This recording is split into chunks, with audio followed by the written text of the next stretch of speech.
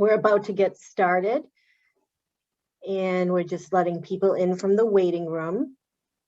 If you want to enter into the chat, if you are a student, what year you are and what major you are, you're welcome to do that. We'd love to know undergrad, grad students. We'd like to know who's in our program tonight.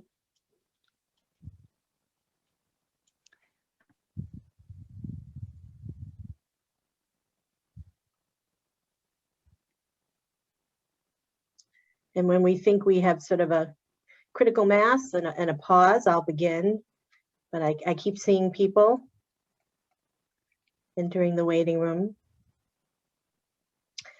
So if those who just entered want to type into the chat what year you are, if you're an undergrad or a grad student, if you want to put in your program of study or your major, that would be helpful for us.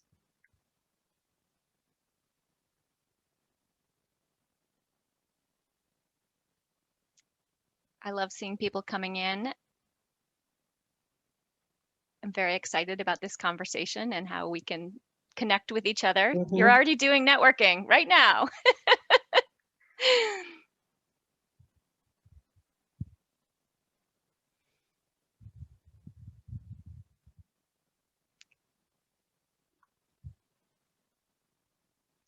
So I think I'm going to start, and I know we'll probably have more people join us. So welcome to tonight's webinar, Leveraging the Jumbo Network.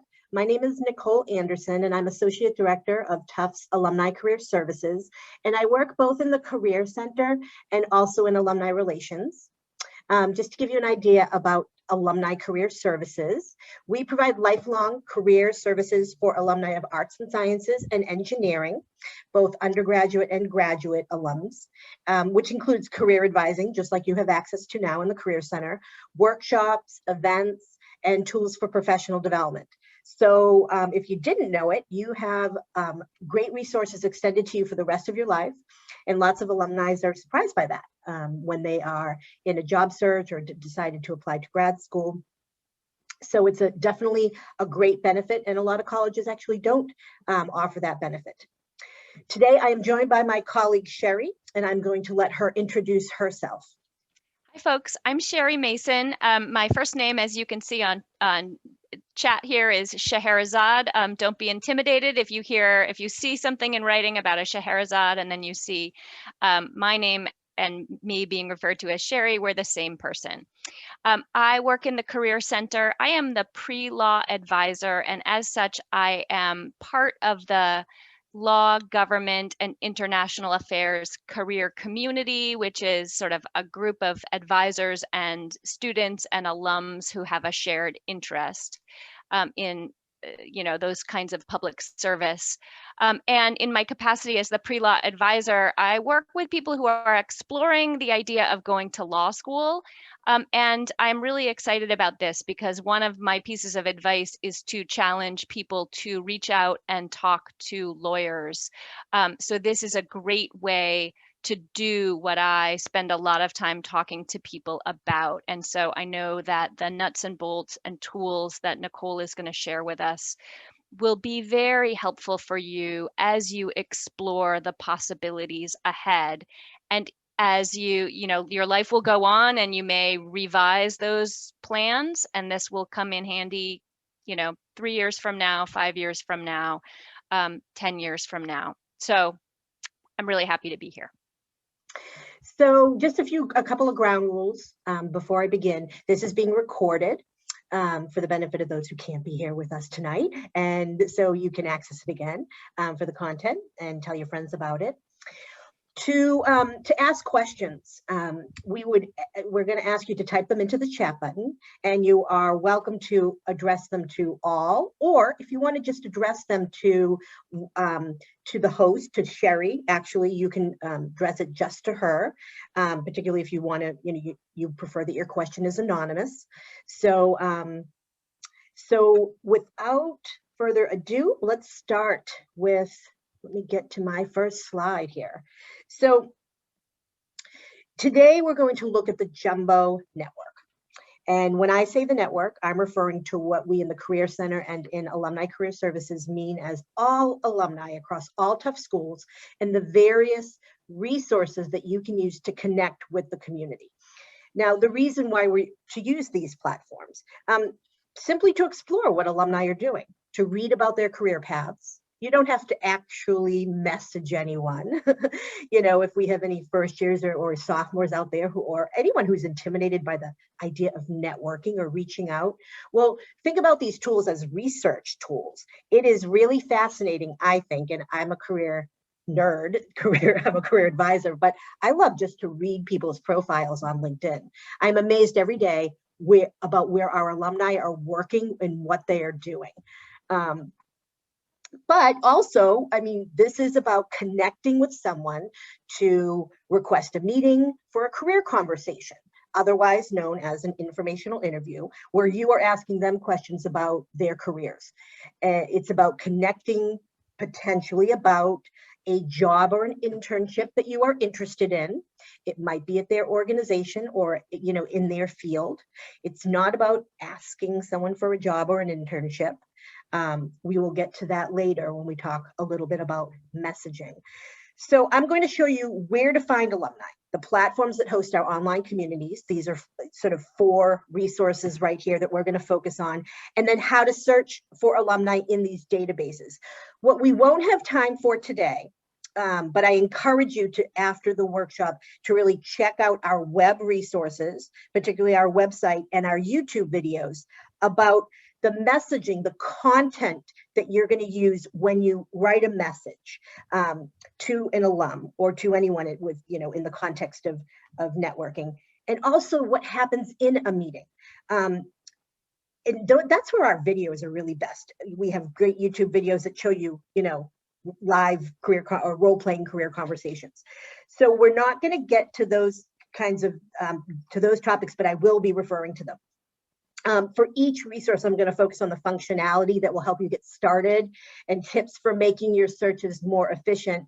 And I'm sure that you will learn at least one new thing today, even if you've been on all of these platforms. So that's what I'm hoping. So let's start actually with the herd. You may have heard of the herd. Maybe you've already registered for the herd, but this is Tufts' newest career community for alumni and students that we just launched in 2019. And so we're going to look at how to get there. We're going to talk about registering and navigating through a pathway to learn how to navigate. So let's actually, let me just move my windows here. You'll see what I'm going to cover. We're not going to be able to cover every possible function in the herd, but in order to get into the herd, you can go to the Tufts Career Center website, and you can either go over to the upper right-hand corner and click on the herd there, or you can actually get into the networking section of the website. And I encourage you to explore the networking section, and you can scroll down and you can click here into the herd. Either way, once you click into the platform itself, we use an external vendor for this. You'll see the join now right here, a little bit of definition about what the herd is.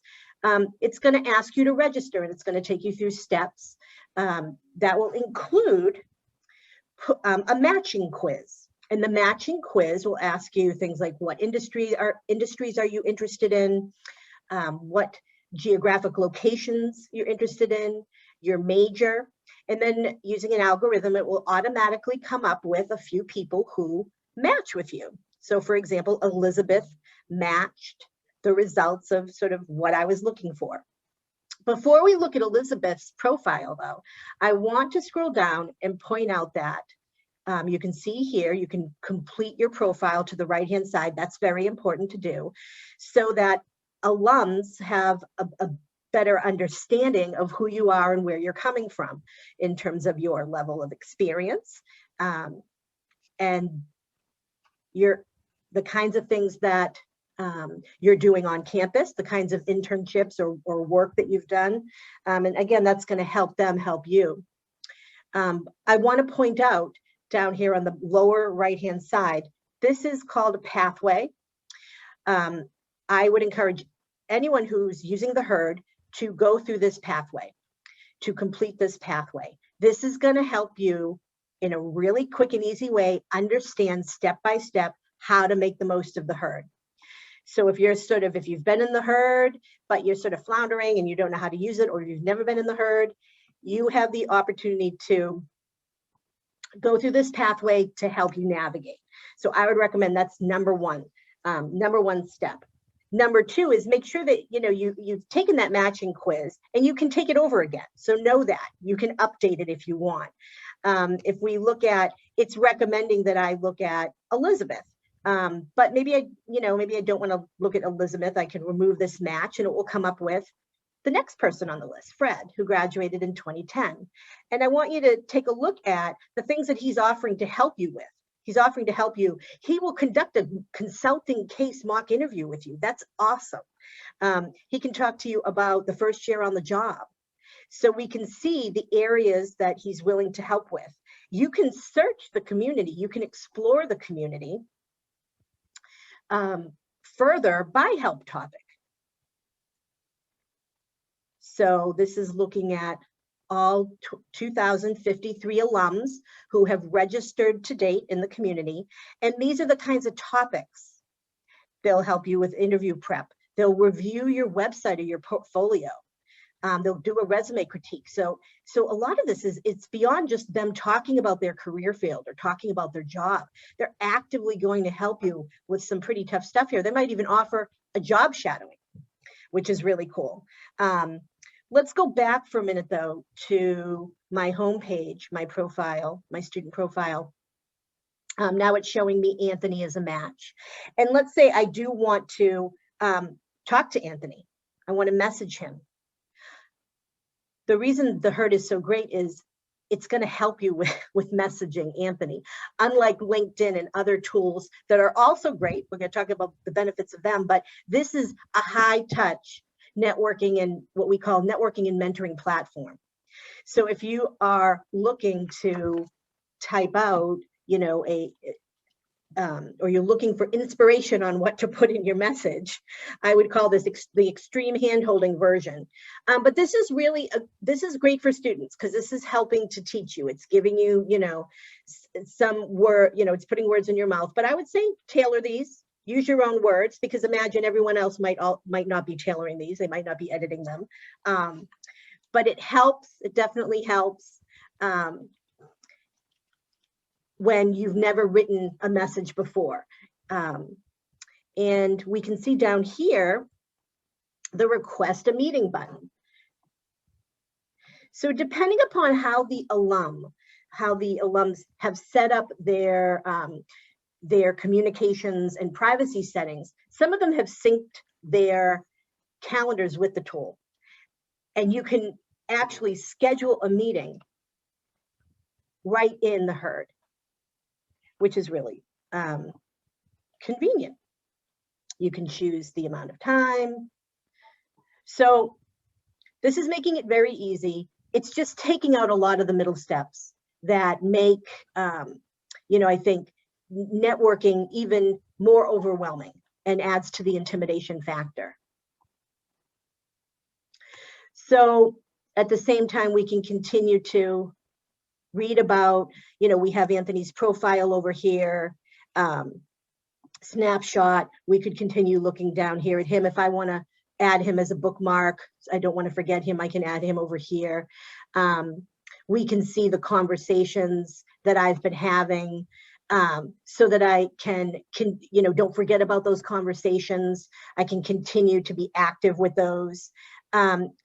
I want to point out a great resource here that I uploaded recently to the herd, which is just a really great website, 50 plus networking email templates. So all kinds of great content for you if you don't know what to say. And this is across a range of different kinds of networking activities. So it could be, they have specific content if you're using LinkedIn. They have content for following up after a networking meeting, how to write a thank you. So The other functionality I wanted to point out in the herd is this opportunity to join groups. We have just started, we've just created groups about 5 months ago. And so we can see here that, for example, there's a social impact and public interest network group. There's a women's network group. I think the women's network has the most folks in it right now. Alumni and students can join the group, and you can participate in discussions. People will post resources that they think are helpful. They'll post about events. But this is particularly useful if you want to pose a question to across a swath of alums. In this case, alumni. So that's another great resource within the herd. And we are going to be rolling out more groups over the next couple of months. Finally, I want to show you, I want to mention this project section. We are going to be launching in another few weeks what are called projects. We did this last spring for the first time. It's our Jumbos for Jumbos program, where alumni can offer short-term projects to students. And this is where you will be able to search on those projects and apply to those projects. So again, look for that. That's coming soon, and you'll get an e-news about that. So, Nicole? Yeah. I just, we got a great question in the chat privately, and I expect you're going to get to it later, but I wanted to raise the question about etiquette and sort of what's appropriate to ask someone for if you have your eye on an internship or a job at an organization and you find a person who works there. Maybe that's coming later, or maybe that's more of a, watch the videos, because I think it's a sort of nuanced conversation. Is that coming later? So I'm going to talk about that at the end. Right. But I think that is probably the, that's not the elephant in the room, but that's what everyone wants to know. Yep. There are ways to say it and ways not to say it, it seems like. Right. So, so let me hold off on that until the end, because I want to talk about the various other platforms, and then I think it makes more sense if that's okay. Yeah. So, but yes, that's the what is it, $64 million or question? It was like 64,000, but that was a lot. It's not that much. Right back in the day.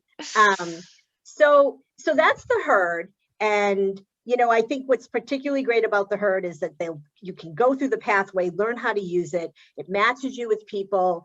It shows you what they're willing to offer in terms of help. So I think you might have noticed on that list of help that what wasn't there was that they will help you get a job or internship. They will help you. They'll help you learn how to break in to that field. And so that's related to the question that was just asked. We'll talk more about that after we go through the tools. So next, I want to move on to LinkedIn. So LinkedIn is a fantastic tool. I forgot to check how many people there are currently on LinkedIn right now. It's millions, hundreds of millions, I think. And basically it represents not just people, but it's probably the best employer directory that is out there, because there are so many people in it. And it is so robust. So as I'm navigating through LinkedIn, I'm going to point out sort of the features and best practices, but I want to focus on 4 different ways that you can actually connect with people through LinkedIn. And this is where you might be surprised. Maybe some of this functionality will be new to you if you've been in LinkedIn before. I'll review those right now, and then so when I reference them as I'm navigating, it'll be easier. But there's I want you to learn about getting introduced through a common connection. Messaging through groups is another option. There's always the invitation to connect with someone, and if it's with an alum, it's not exactly a cold invitation to connect. I'd call it a warm invitation to connect. And then there's also using LinkedIn to find, use it as a complement to the Alumni Directory, which is in the third set of resources that we're going to talk about. So let's take a look. Let's actually get into LinkedIn and take a closer look. So LinkedIn, I think, can help you as much as it can hurt you. And what I mean by that is it is so robust that one can get overwhelmed. It is intimidating because if you are reaching out to people, they don't have to respond just because they're in LinkedIn. I think there's a lot of LinkedIn fatigue happening, so you might not get a response. This is why you have to figure out how to be strategic in who you reach out to and how. And LinkedIn lists jobs. And for some job seekers who get they start to get frustrated in a job search, they apply to a lot of jobs through LinkedIn, and there's what's called the quick apply. And it doesn't even require a cover letter, so that you feel like you're applying to a lot of jobs, but you might really not be making any headway in your job search.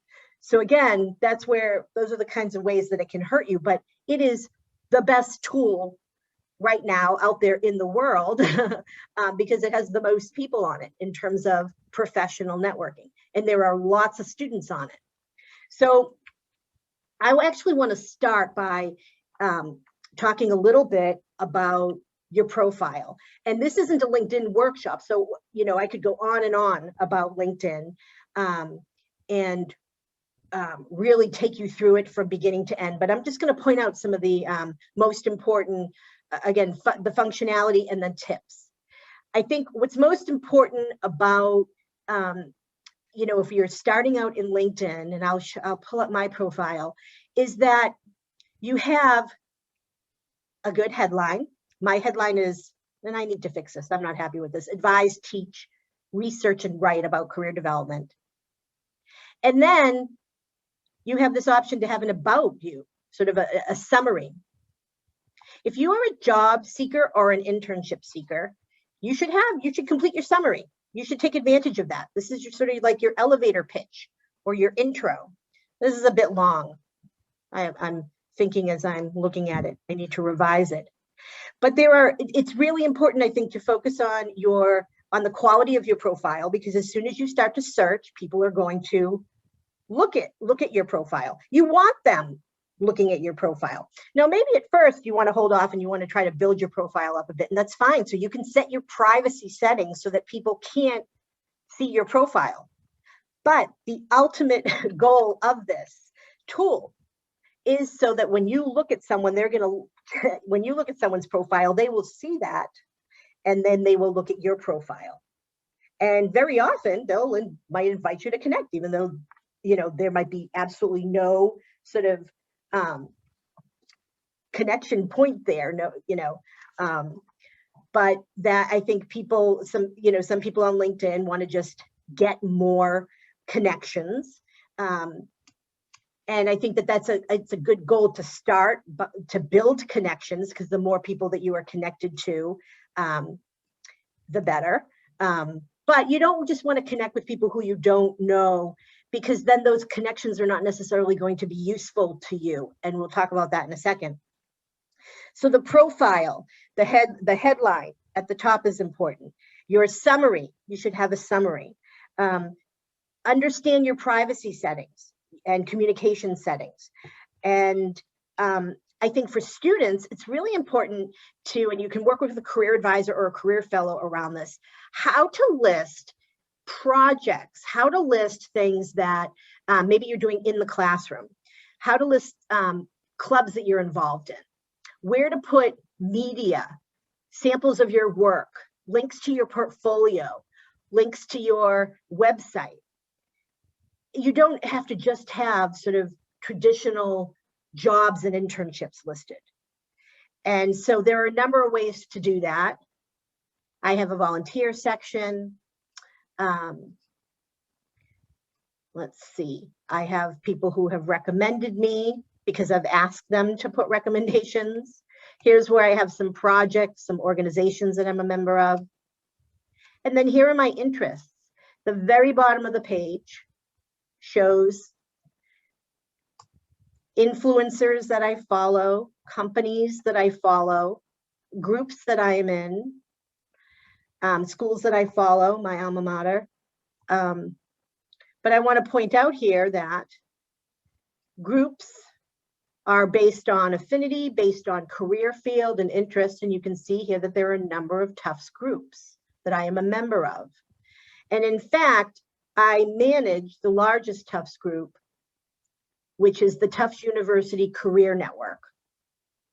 And we're going to talk about that in a minute, because groups are key in terms of making the most of LinkedIn. So let's actually talk about finding groups. So if we go up here into search and we put Tufts in,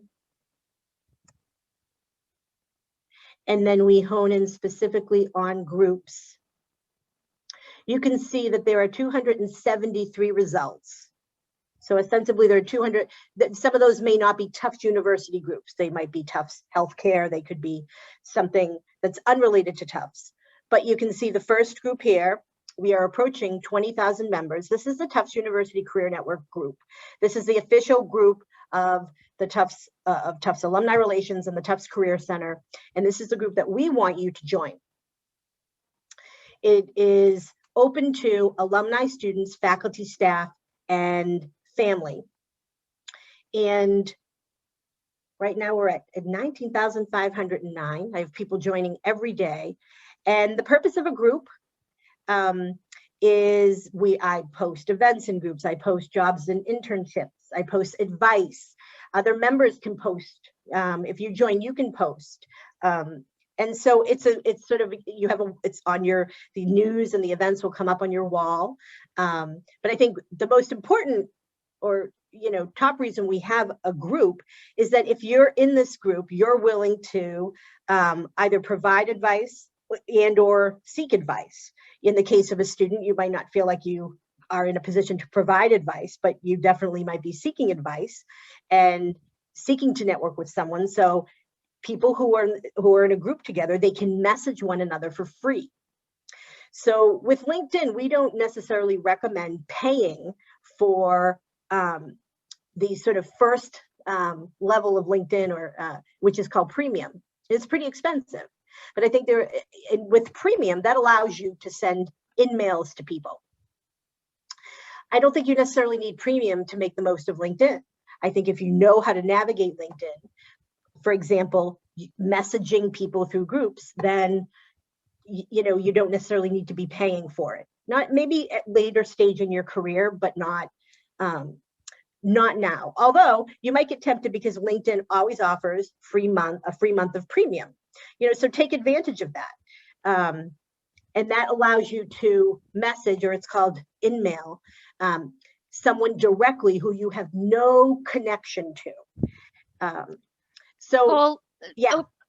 Something that I love and I suggest is, though, as you get to know your professors or your, childhood next door neighbors, when you see people that you recognize, please feel free to connect with them. It is not most people are generous about that. And it is the kind of thing where, if you ever saw somebody that I know and that they could be helpful to you, you can see if I could see if Nicole worked with someone who I am curious about. And then I can ask Nicole, instead of trying to directly to message that stranger. What LinkedIn shows you is the person who's connected to that other person. And with the Tufts network, you will discover it may be that someone you were in a first year class with, their uncle or their neighbor does something that you're interested in, and you can approach that person well and say, would you be willing to introduce me? So I love that feature, that transparency, where suddenly you discover who the people that who they know. And we're going to take a look at that right now. Sorry.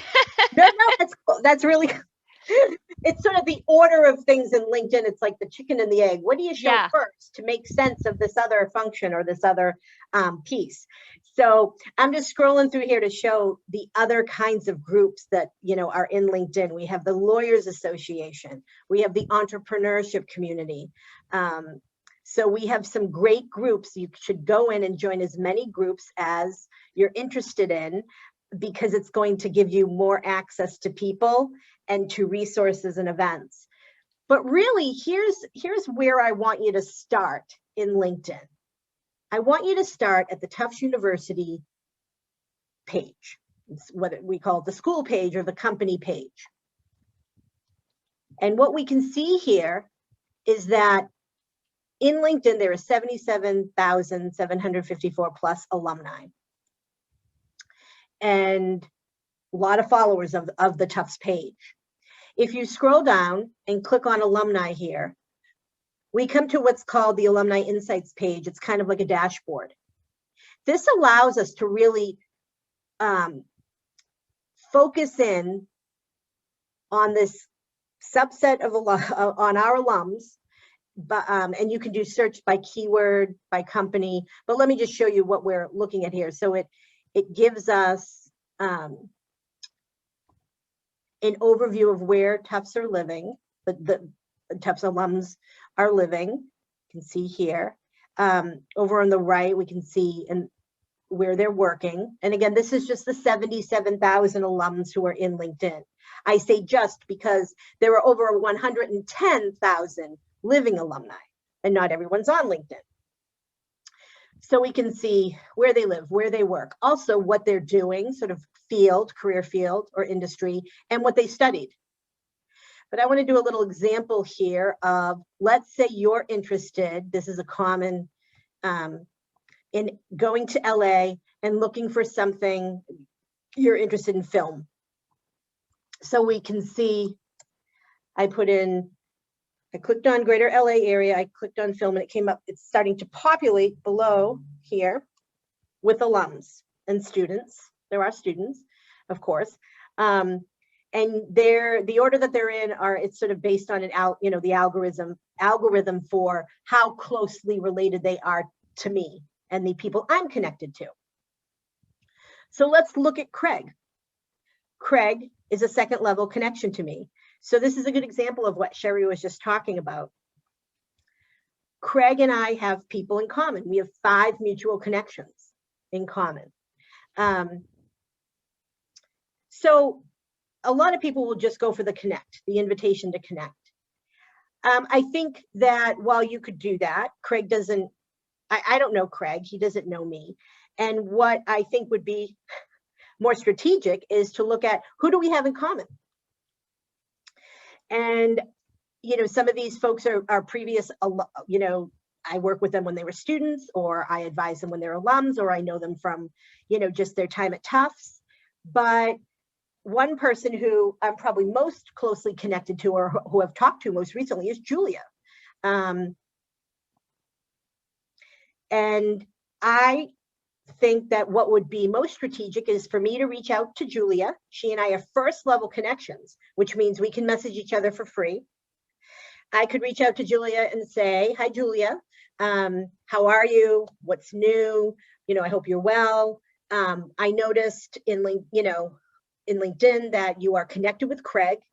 Craig is, I'm doing a job search. Go back to Craig's profile. I'm doing a job search. I'm moving out to LA, or I want to try to break into film. It's been pretty hard. I think Craig has a great profile here. And I'd love to be able to talk to Craig about, his work right now. He's, at the intersection of film and music. He's doing licensing. And I also want to talk to him about his previous work as a freelancer. Would you be willing to introduce us through email? You could write, that's sort of the message, that's the ask that, that I would put in writing to Julia, and I can do it through a message here, brings up a message, my little message screen. I also have the option to, since Julia and I are first level connections, I can see her contact information. So there are a lot of first level connections who you probably aren't on a regular, you might not even know their email address. You're not, you haven't emailed with them in the past. Maybe you want to take this outside of LinkedIn. Maybe you're more comfortable emailing Julia, because maybe you just don't feel like having to log into LinkedIn to do your messaging with her. You'd rather, email her directly. That's fine too. I think, especially if maybe you're closer to Julia and she might think it's odd that you're messaging her through LinkedIn. Maybe it would seem, that it seemed more appropriate for you to be emailing her. So either way, a lot of people don't know that you have access to your first level connections contact info. So I want to chime in, Nicole, with a reminder and a beg, because I often do this, but sometimes people move on, right? You're going to make your LinkedIn profile and maybe you're going to put your Tufts email in there because that's what your contact info is. And then 3 years from now, when you have another email, that's the one you check. You never went back to LinkedIn. So I have certainly had experiences where I reached out to someone I've been out of touch with for a while, and they didn't respond. And then I chimed in again with that LinkedIn message and they said, gosh, I didn't even know, I forgot this was outdated info. I'll update it. So don't take it personally. And when you are an alum, every so often go back in. And that's a good, segue to this whole process is about being resourceful and being dogged, and sort of, just because someone's not answering your first message, or, the email that you find is out of date. Well, there are other ways to find this person, the Alumni Directory, for example, which is the last resource I'm going to show you. When all else fails, you have access to the emails of all 110,000 alumni, or those that are willing to update their email in their Alumni Directory, in the Alumni Directory. So when I mentioned that there are sort of 4 ways to get in touch with people through LinkedIn, the 4th way isn't really in LinkedIn. It's actually searching for them in the Alumni Directory. So it's kind of like, if all else fails and you don't feel like you have an appropriate or easy way to get to someone in LinkedIn, still know that you have the Alumni Directory at your disposal. Let me go back to Craig's profile. So we mentioned getting introduced. There's accountability in there. So if Craig is really, I'm good friends with Julia, if Craig is good friends with Julia, or Craig maybe not good friends, but they were, previously worked together, he's going to answer the call. He's going to respond because Julia's asking him to do it. So a lot of times when if we're just trying to message someone, like for example, the connect, if you could do a connect, you should always personalize your connection invitation. You can do this. You can ask, hi, Greg, I'd love to connect with you on LinkedIn. But that shouldn't be all. There should be an ask, because ultimately, why are you connecting with him? Just to have him be part of your list of connections? No, there's going to be something about him, that you're interested in. Is it that you want a job at his company? Well, that's not a good reason to be connecting with him. I mean, if that ultimately could be your ultimate goal, but that's not an appropriate reason to connect with him, because he might have nothing to do with jobs. And that's inappropriate. That puts pressure on him. That's not what he's on LinkedIn for. What he is on LinkedIn for is to connect in a thoughtful way around careers and around, or at least that's why he might be willing to give advice. And so I think you have to focus on what it is you want to learn about him, not focus on a job for you. But you could send an invitation to connect, something that's very similar to what I just mentioned. If I was going to, reach out to Julia, is to sort of say why you're interested in him. I'm coming out to LA, or I'm interested in film and music, and I see that your current role, is that. I see that you've freelanced in the past. I'd love to be able to talk to you either on the phone or through Zoom in the next couple of weeks. Would you be open to a career conversation? Now, the challenge of sending that kind of message through a LinkedIn invitation to connect is that sometimes people ignore what the actual message is. They're thinking you just want to connect. They hit connect, they hit approve or accept on their phone. And particularly if they're on their mobile, they might not even read the message. So all of a sudden they're connected. You are now connected with them, your first level connections, but you don't hear from them. They didn't actually read the message. So you should go back in. Don't take it personally. Go back in and just sort of repeat your message. Hi, Craig. Thanks for connecting with me. Would you be open to a career conversation in the next couple of weeks? You know, so there's two pieces to that message. Again, we don't have a lot of time today to talk about the messaging content, but the messaging content is really important because too often people say either, I'm looking for a job and I see that you have one at your organization, or I saw that there's an internship open at your organization. That's and not the worst, Nicole, I used to get this all the time. Yeah. People would say, I applied for a job already and I wanted to connect with you. And I would say, like, you missed the chance for me to give you all the gossip, to tell Right. you what the job posting says, but what it really means, to tell you whether it's a real job or there's another job coming up. Like you missed out on all the juicy info that could have made you look really smart in your application. So Yeah, and so in a job search, what you're ultimately looking for, a lot of people apply for jobs that are not the right fit. They're overqualified, they're underqualified. They apply because the job is open and it's on a search engine.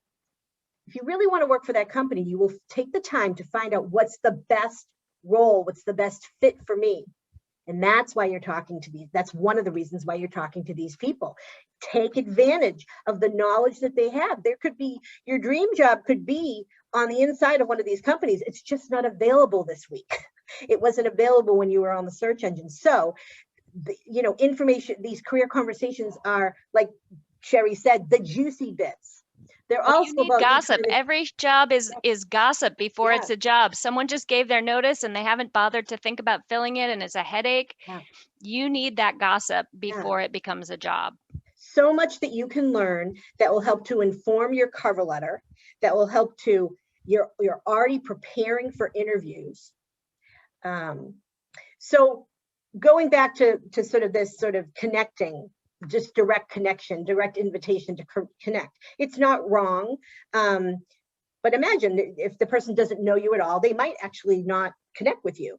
Try to see if there's a way to get introduced. For example, if it's a second level connection, or let me scroll all the way down to the bottom and look at Craig's groups. What groups is Craig in? Who's he following? Is he in a group that I'm in? And could I just message him through the group? Oh, look, he's in film music jobs. I should be in that group probably if I'm interested in the intersection of film and music. So you also find out about groups by looking at the very bottom section of someone's LinkedIn profile.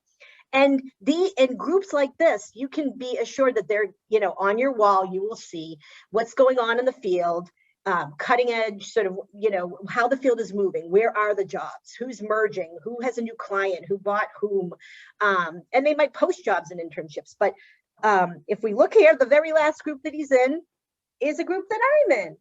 So then I could click on the group.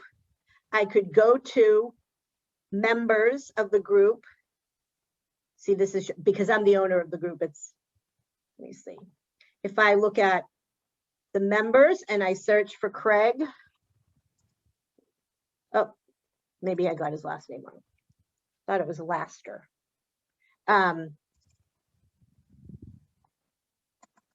If I search for him, eventually I'll find him and I can send him a message.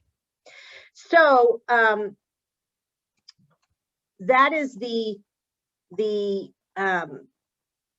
sometimes people call it a loophole. It's not a loophole. That's the purpose of groups, is to be able to message people in groups for free. And because you're in that group together, the rules of the purpose of this group is for them to respond to you.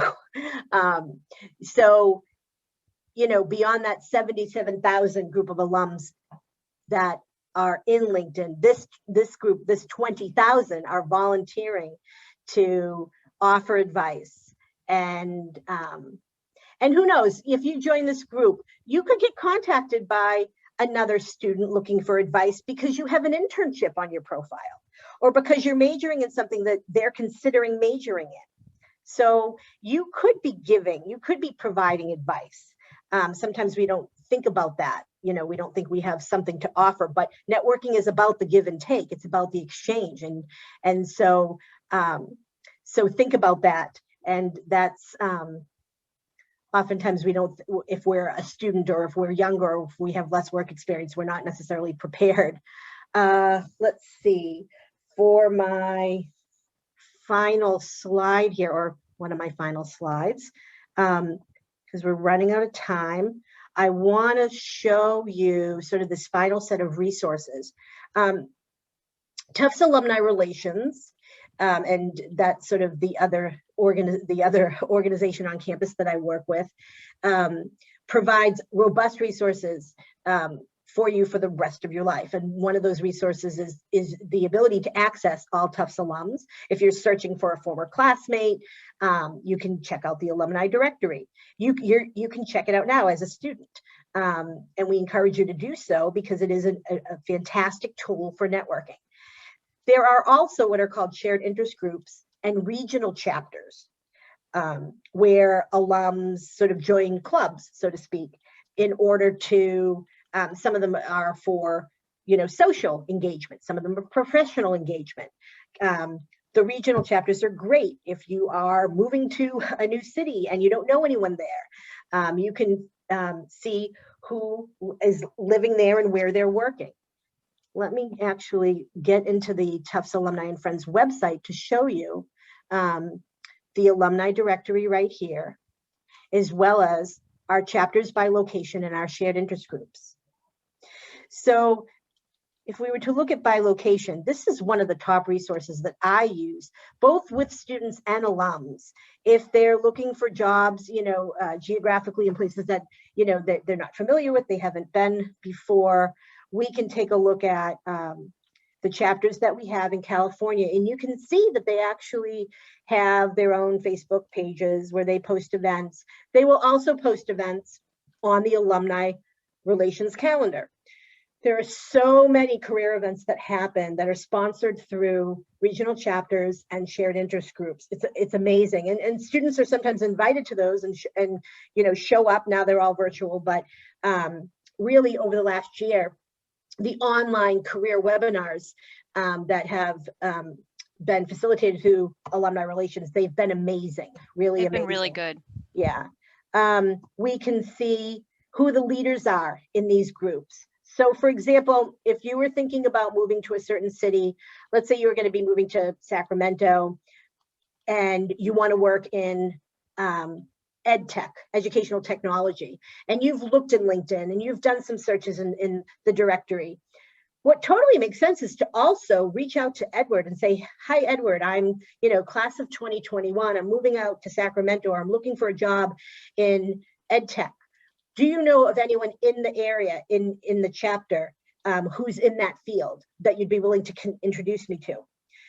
And Edward, as the leader of that chapter, his job is to kind of know who's, what Tufts alums are living and working in the Sacramento area. So even if you've, again, this is a complement to the other resources that you're using. This is, again, about being resourceful and not giving up if you don't find people in, in LinkedIn or in the directory or in the herd. Like Sheri said, sometimes people haven't updated themselves, but Edward might know who's in and around Sacramento. And also he can tell you what's, coming up for social events and how you can keep engaged with Tufts if you're going to be geographically far away. So the the chapters are amazing, and they're doing events all the time. We also have our shared interest groups. So shared interest groups by identity, by profession or career field, and also by former sort of student activity. And I'll point out the Entrepreneurial Network because they've been on fire over the last year. They have done more than 20 career events, career webinars over the past year that have been amazing. And they have had lots of panels, lots of focus panels on different career fields. And they're not, the people who are on the panels, they're not necessarily people who are members of the Tufts Entrepreneurial Network. But this group, they do, we saw this, they don't have a link here, but they have a LinkedIn group. So that's sort of where they share a lot of the activities that they're involved in. So I would say, yeah, definitely join that group on LinkedIn. And there are hundreds of members. That's one of the largest groups. So the shared interest groups, the regional chapters, they are very active and they are definitely a resource to take advantage of. And contacting the leaders directly, I think, is a useful tactic. So we are right at 6:51, and I think what I want to do is just go back quickly to mention, before I forget, that there are a lot of resources on the Alumni and Friends website. As you become an alum, it can be overwhelming. It's hard to know what you have access to. And I mentioned Tufts Alumni Career Services. Let me actually go back onto the website.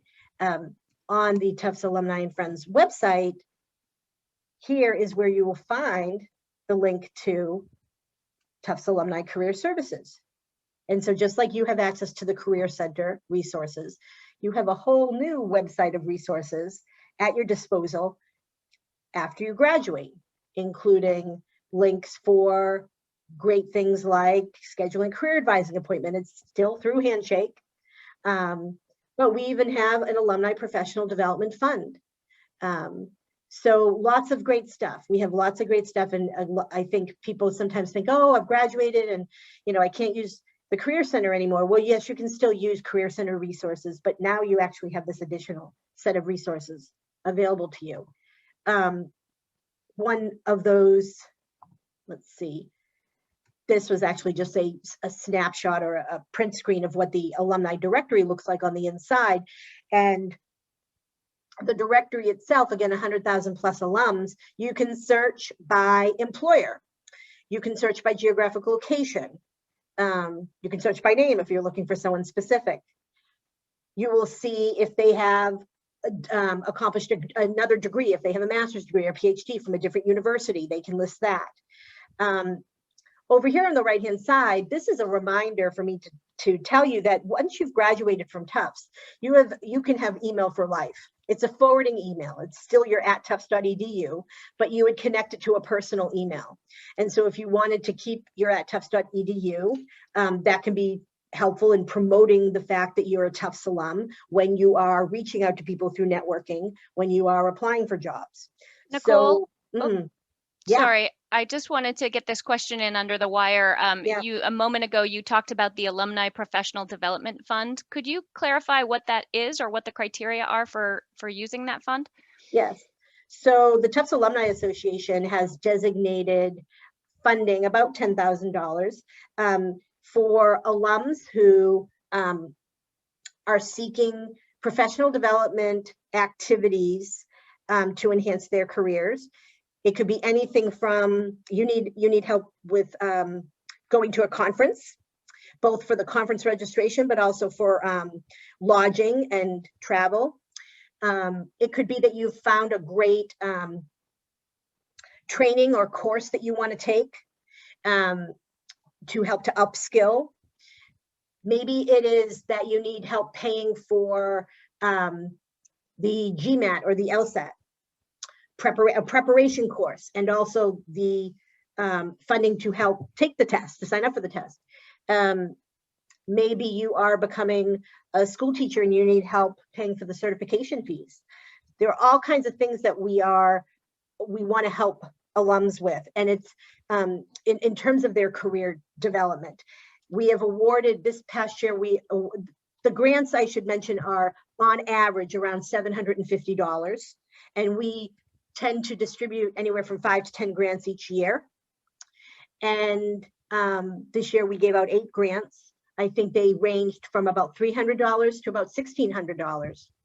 And the class years who we awarded them to were from the, we had arranged from the class of 2020. We had, I think, two 2020s, right to the class of 1978. So we want to try to meet people where they're at across different career stages. So if you're mid-career, or if you're even approaching retirement and you're thinking about professional development and you need help with that, you can come back to Tufts and you can apply, and we could give you, a lump sum. And then we ask if you don't mind reporting out on that, telling the story of how that experience was and how it helped you in your career. So thank you. That is the professional development. Someone will be following you up with you privately via email to about a category of cost. Okay. So finally, the messaging, the ask, and what actually happens in a career conversation. We just didn't have time for that. We did talk about it, but I regret that I didn't have anything printed on slides for you to refer to. And it's really something that it depends on who you're reaching out to, why you're reaching out, what their background is, what platform you're going to use. Not to make it sound more complicated, but to be most effective. There's strategy there.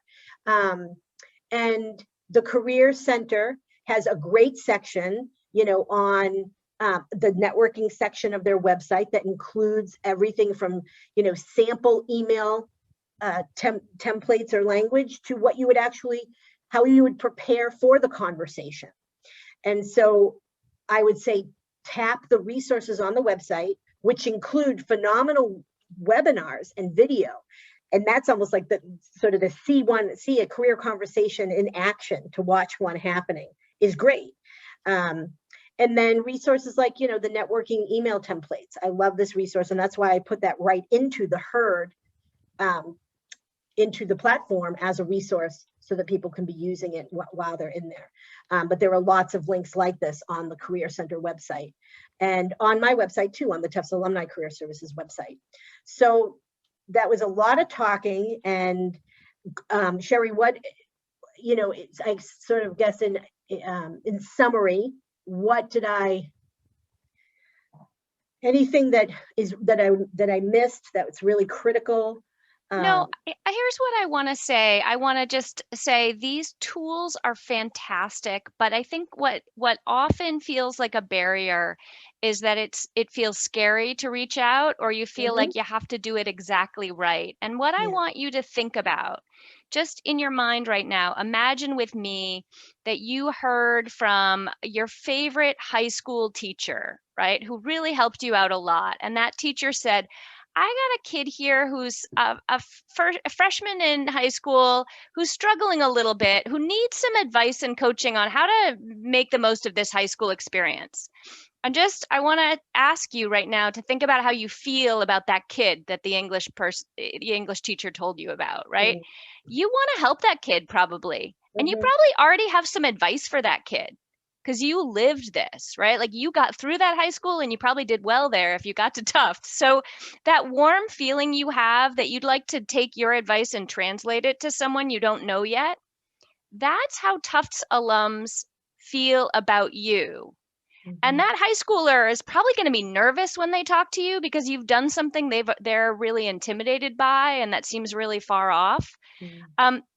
But your willingness to help them doesn't matter. It doesn't depend on them saying exactly the right thing or asking you in exactly the right way. Your willingness to help comes from the experience you share and your desire to coach.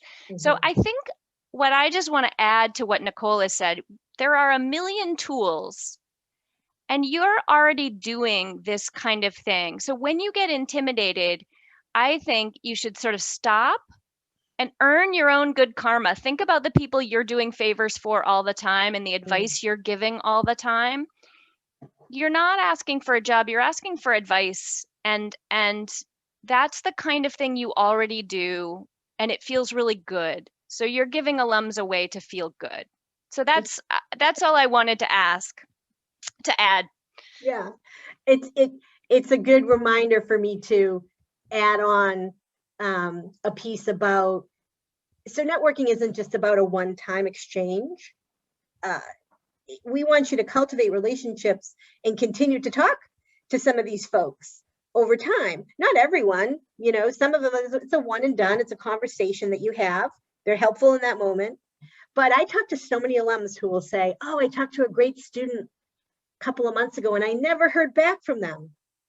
Oh yeah, once you connect with someone, you want to follow up and be like, that was such helpful advice. I didn't get the job, but I've been thinking about it differently from that, or I read that book that you told me about, or Yes. and then you're recruiting them to be your advocate and coach. Just like if that high school kid, you know, you gave them some advice and then they came back and they said, I signed up for that class, or like sophomore year was better, like you're invested. You're And on the their student, team. a job seeker, particularly student job seeker, they're scared. They don't want to burden an alum. They think, oh, they already spent a, you know, half hour or 45 minutes with me. They don't want to hear from me again. Oh no, they do. In fact, they want to hear actually how their advice, you know, did it work for you? That's the fulfilling piece. The thank you that you're going to send the day of or the day after, that's important. That's etiquette. Thank you for your time. I learned a lot, you know, etc. But if you were to appear in their email box at the top of their box in 3 weeks from, you know, the first conversation with subject matter that said, thank you, an update. Hey, you know, Sheri, thanks so much for that conversation 3 weeks ago. I made the adjustments to my resume, and actually I contacted that person that you introduced me to, and it's opened some doors. So thank you so much. And that's the thing that's why alums do it. But now you've got someone who you've talked to twice, and this is, you know, a relationship that you could keep when you're in your first job, or it could be someone who might eventually, you know, want to really just keep up the relationship. It could be a mentor. And that's the difference between sort of networking and mentoring. Mentoring is something that's grown more organically over time. Once you realize that you have something in common, and you want to sort of keep up with one another. So that's all. I'll stop there. And we're at 7:02. Sheri, thank you so much for helping. I was just going to say, I was going to have to take the cane out to Right. remind everyone that it's time. So thanks, everyone. And for more information, check out the Career Center website, and you know, definitely tap the staff. And good night. And check out the recording if you need to remind yourself about all the details. So we love to coach you through this. So you can do it. You're already doing it, and we would love to be helpful. So make an appointment if you want a little final nudge, or you want someone to kind of challenge you or help you narrow down which of these tools is the best one for you. We're here to help. All right. Good night.